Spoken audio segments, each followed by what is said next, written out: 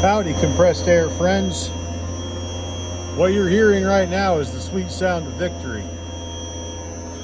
So today, that blower motor got changed out due to a blower fault on the drive here. And when I originally tested the blower fault to see what was going on, I had an overload fault set, and I had a motor that was testing dead short between the windings. So I came out today, changed that blower motor out, which I guess for customer privacy I won't show you, but there's a mezzanine straight above this air compressor, which means that whole blower and drive, or I'm sorry, that whole blower and the fan wheel and all that, yeah, that would normally go up and out as one assembly. Not the case today. So basically I ended up setting the motor on top of the machine and dealt with that taper lock from the side, which, I mean, it wasn't the worst thing ever, but it definitely would have been a whole lot easier if I could have just removed it all and set the motor on its back end and done it. But either way, it's in. So when I fired this thing back up, much to my horror, I still had a blower fault.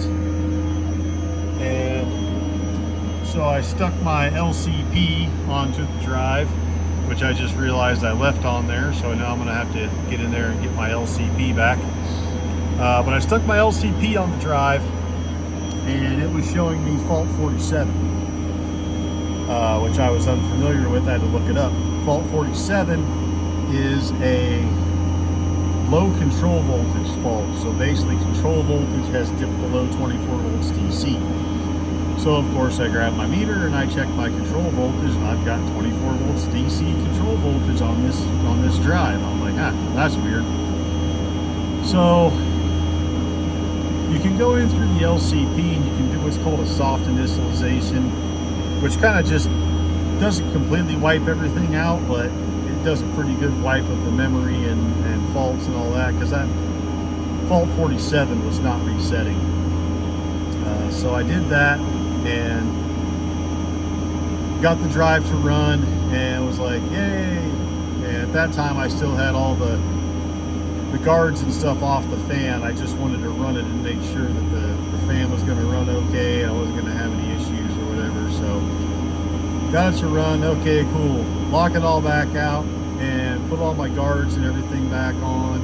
Got everything buttoned up. I go to run it again. Fault 47. I'm like, you gotta be kidding me. I did 2 more soft initializations and fault 47 would come right back. Ended up doing a hard factory reset and restore on this drive. And ever since then, it's stayed gone. But I think we're gonna quote a new drive for this thing, just because, yeah, I have some serious doubts about that drive.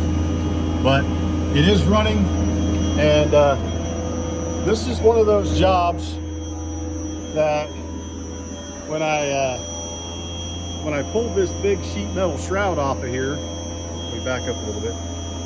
I pulled that big sheet metal shroud out of there, and I thought, a guy should probably have gloves dealing with this big blower fan.